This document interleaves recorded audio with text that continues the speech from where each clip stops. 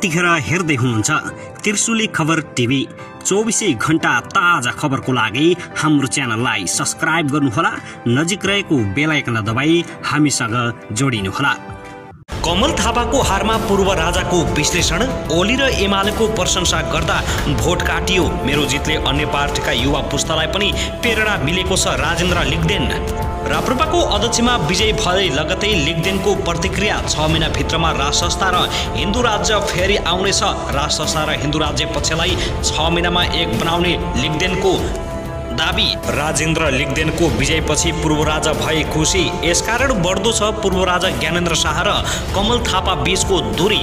राष्ट्रिय सम्मेलन केन्द्रित प्रचण्डको परिपत्र, 1500 बराबर एकजना प्रतिनिधि चयन गर्न सर्कुलर। माओवादी केन्द्रको राष्ट्रिय सम्मेलन यसरी छानेछन् प्रतिनिधि। दलीय सहमतिमा मातृ चोलेन्द्र शमशेर जबरालाई महाअभियोग लगाउने प्रचण्डको भनाई। लिग्देनको विजयी नेतृत्व पुस्तान्तरणकी निर्मम निवासको शक्ति आर्जन। बागमती प्रदेशमा चरम व्यथिति, भागबण्डा पुर्याउन मन्त्रालयले टुक्रा टुक्रा र कार्यकर्ताको शिर झुक्न नदिने राप्रपा बनाउँछु। नवनिर्वाचित अध्यक्ष लिग्देन नेता कार्यकर्ताको शिर झुक्न दिने छैन। 6 महिनाभित्रमा हिन्दू राज्य र राजतन्त्र फर्काउने लिग्देनको ठकुवा। अब हेर्नुहोस् पुरा समाचार।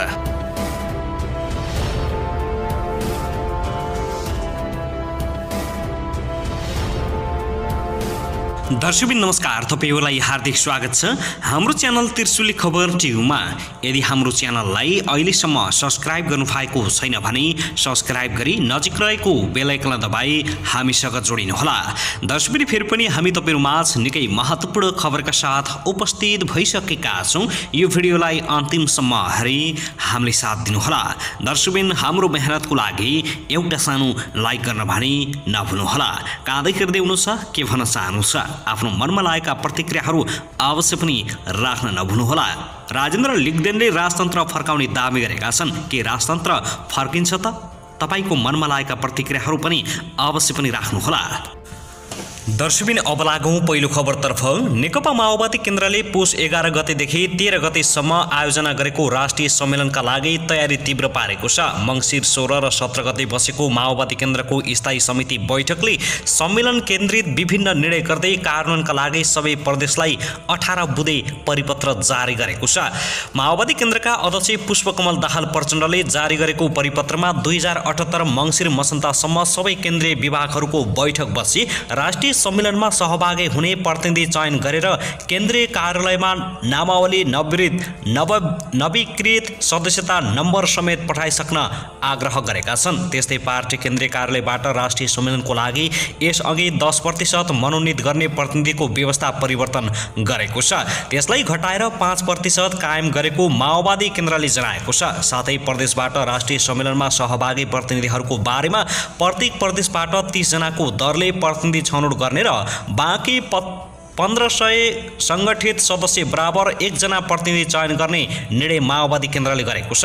त्यसैगरी नेकपा माओवादी केन्द्रले 80 वटासम्म पालिकाहरू भएका प्रदेशमा प्रदेश समिति 175 सदस्यीय कायम गर्ने र सोभन्दा बढी पालिकाहरू भएका प्रदेशहरूमा प्रत्येक पालिका र दुवै तहका निर्वाचन क्षेत्र सङ्ख्याको आधारमा प्रदेश समितिमा 1-1 जना सदस्य थप गर्ने निर्णय गरेको छ। दर्शकबिन त्यसैगरी नेपाल कम्युनिस्ट पार्टी नेकपा माओवादी केन्द्रका प्रवक्ता कृष्णबहादुर महराले माओवादी छाडेर गएका नेताहरूसँग सहकार्य र एकताको प्रयास भइरहेको बताएका छन्। उनले बाबुराम भट्टराई, विप्लव लगायतका नेतासँग सहकार्य र एकताका लागि छलफल चलिरहेको ठकुवा गरेका हुन्। पार्टीको सिद्धार्थनगर नगर कमिटीको अधिवेशनलाई उद्घाटन गर्दै नेता महराले प्राप्त उपलब्धिलाई उल्टाउने षड्यन्त्र भइरहेको भन्दै नेकपा माओवादी केन्द्र शक्तिहरू एक हुनुपर्ने बताएका छन्। संविधानबाट प्राप्त उपलब्धि रक्षा गर्ने शक्तिका रूपमा रहेको 5 दलीय गठबन्धनलाई तोड्न अहिले विदेशी शक्ति लागि परेको उनको आरोप रहेको छ। आफूहरू संविधानका उपलब्धि जोगाउने पक्षमा रहेको तर अर्को ध्रुव उपलब्धि उल्टाएर राजतन्त्र ल्याउने, धर्मनिरपेक्षता हटाउने अभियानमा सक्रिय भएको आरोप समेत लगाएका छन्।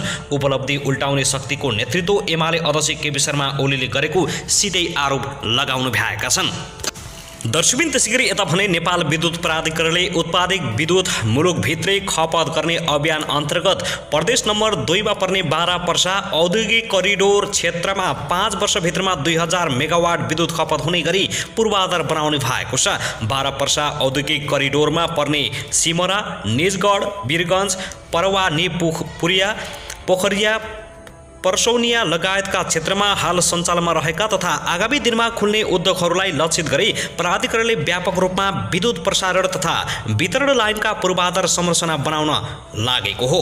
प्राधिकरणले मुख्य रूपमा उद्योगहरूलाई मागे जति भरपर्दो र गुणस्तरीय विद्युत दिएर खपत बढाउन अकल्पनीय र दीर्घकालीन योजना अन्तर्गत पूर्वाधार विस्तार तथा सुदृढीकरणलाई उच्च प्राथमिकता राखी काम गरिरहेको छ। प्राधिकरणले तराई क्षेत्रमा विद्युत लाइन विस्तारका लागि हुलाकी राजमार्ग हुँदै 400 केबी प्रसारण लाइन निर्माणको अवधारणा अगाडि बढाएको छ। सिमरा र वीरगञ्ज क्षेत्रमा उद्योगहरूको विद्युत आपूर्तिलाई विश्वसनीय बनाउन हेटौडा, मरवानपुरी 66 केबी डबल सर्किट प्रसारण लाइनको क्षमता विस्तार तथा सुदृढीकरणका लागि नयाँ टावर थप गर्ने र पुरानो कन्डक्टर निकाली बढी क्षमताको राख्ने काम भइरहेको छ। काम सम्पन्न भएपछि प्रसारण लाइनको क्षमता झण्डै दोब्बर हुने भएकाले उद्योगहरूलाई थप विद्युत आपूर्ति दिन सकिने कुलमान घिसिङले बताएका छन्। दर्शकबिन त्यसैगरी यता भने राष्ट्रिय प्रजातन्त्र पार्टी राप्रपाका नवनिर्वाचित अध्यक्ष राजेन्द्र लिग्देनले 6 महिना भित्रमा राष्ट्र संस्था र हिन्दू राष्ट्रको पक्षमा सबैलाई एकमत बनाउने उद्घोष गरेका छन्। अध्यक्षमा निर्वाचित भएपछि प्रतिक्रिया दिँदै उनले राप्रपा बाहिर भएका राष्ट्र संस्था र हिन्दू राष्ट्र चाहिन्छ भन्ने सबै सङ्गठन र पार्टीहरूलाई एकताबद्ध गरेर लैजाने बताएका छन्। राप्रपा बाहिर भएका राष्ट्र संस्था र हिन्दू राष्ट्र चाहिन्छ भन्ने सबै व्यक्ति, समूह, सङ्घ संगठन र पार्टीहरूलाई एकताबद्ध गरेर एउटा राष्ट्रिय शक्तिको निर्माण गर्नेछौँ र यो शक्तिको आधारमा हामीले निर्वाचनको तयारी गर्दै सडक सङ्घर्षको पनि प्रारम्भ गर्नेछौँ। जहाँबाट छिटो हुन्छ त्यतैबाट राष्ट्र संस्था ल्याउँछौँ, लिग्देनले भनेका छन्। उनले राप्रपाको कमी कमजोरी सच्याएर काङ्ग्रेस कम्युनिस्ट पार्टीको परिकल्पना होइन, जनताको मन जित्ने पार्टी बनाउने दाबी गरेका छन्। राप्रपाको 31 वर्षको इतिहासमा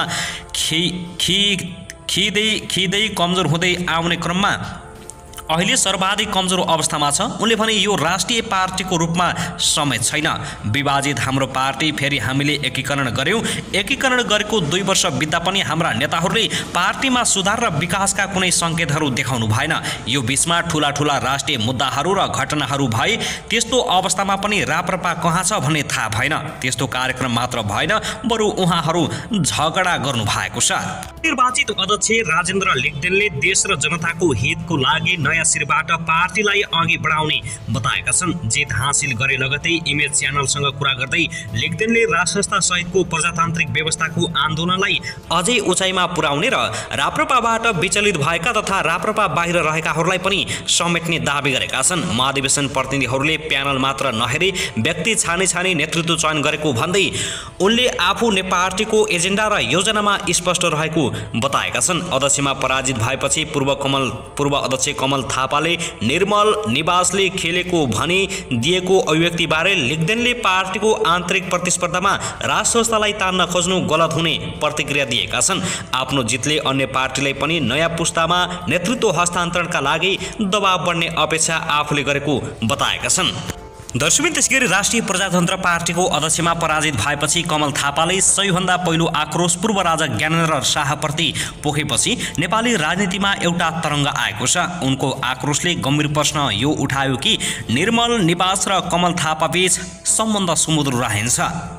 यो स्वयं थापाले पूर्व राजा ज्ञानेन्द्रसँग सम्बन्ध बिग्रिएको सामाजिक सञ्जाल मार्फत पोस्टिने गरेर देखाइदिएका छन्। पार्टीको आन्तरिक प्रतिस्पर्धामा निर्मल निवासको नाङ्गो हस्तक्षेपले भर्सना गर्दछु। बधाई छ ज्ञानेन्द्र शाह र धन्यवाद। मैले राहत र उन्मुक्ति पाएको छु।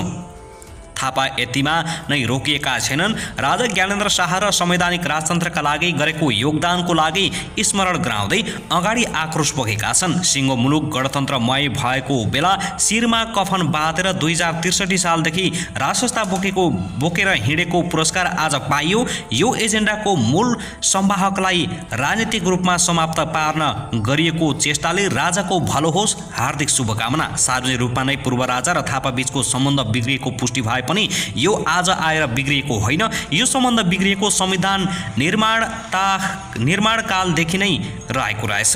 पूर्व राजा निकट एक नेता भन्छन्, दोस्रो संविधान सभामा 25 सिट ल्याउँदासम्म राजा र थापाबीचको सम्बन्ध राम्रो थियो, तर त्यत्रो सिट ल्याउँदा पनि संविधान सभामा संवैधानिक राजतन्त्र र हिन्दू राष्ट्र पक्षमा माहौल बनाउन नसकेपछि राजा रिसाएका थिए। पूर्व राजा शाहले संविधान सभाभित्र काङ्ग्रेस तथा तराई मधेस केन्द्रित दल लगायत भित्र राजतन्त्रवादी र हिन्दूवादीहरू रहेको उल्लेख गर्दै तिनलाई आफ्नो एजेन्डामा जोडबल गर्न आग्रह गरेका थिए।